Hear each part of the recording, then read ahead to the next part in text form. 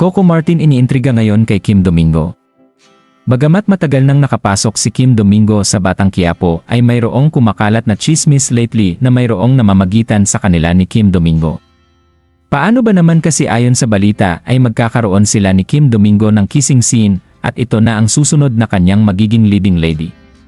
Agad namang pinabulaanan ni Coco Martin ang balita at sinabing purely work lang ang relasyon nilang dalawa.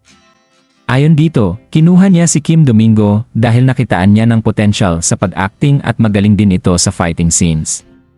Hindi itinanggi ni Coco Martin na napakagandang babae ni Kim, ngunit alam naman ng lahat na super loyal ito sa kanyang pamilya lalong-lalo na kay Julia Montes.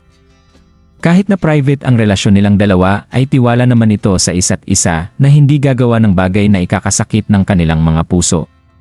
Kaya naman, nakiusap ang mga taong nagmamahal kay Coco at Julia na tigilan ang malisosyong balita. Ganoon din naman ang sinasabi ni Kim Domingo na walang hanggang nagpapasalamat sa pagbigay ni Coco Martin ng project sa kanya.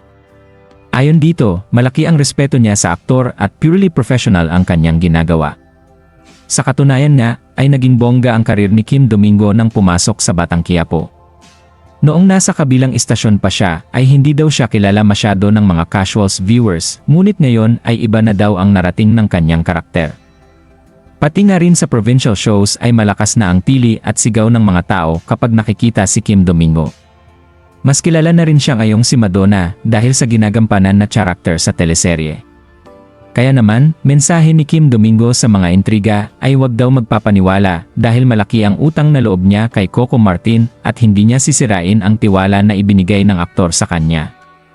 Anong masasabi niyo sa balitang ito?